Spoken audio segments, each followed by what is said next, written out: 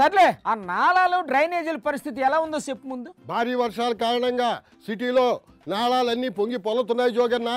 ఎక్కడ man holes ఉన్నాయో తెలియదు కాబట్టి ప్రజలంతా కూడా చాలా జాగ్రత్తగా ఉండాలి, లేకపోతే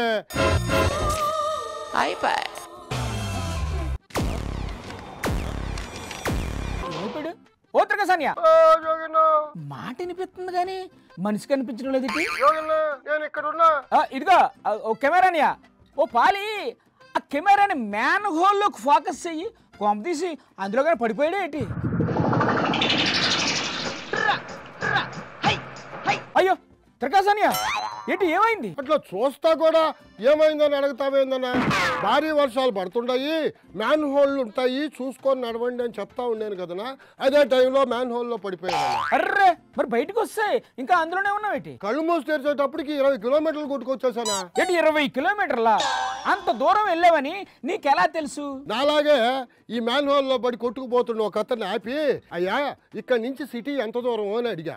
ఆయన 20 కిలోమీటర్లు అని చెప్పాడు. అక్కడ నుండి సిటీకి వచ్చే డ్రైనేజ్ పైప్ ఏదన్నా ఉంటే చూసుకొని అందులో దూకు, మళ్ళీ ఇక్కడికి వచ్చి వెళ్తావు. ఏందన్నా నువ్వా? ఇదేమన్నా ఇంటర్సిటీ ఎక్స్ప్రెస్ అనుకుంటున్నావా ఏందా? పైపుల్లో పడి ఏ ఊరికంటే ఆ ఊరికి కొట్టుకోపోవడానికి. అసలే నువ్వే పని చేసినా ఒక్క పనైనా సక్రంగా ఉంటుందా?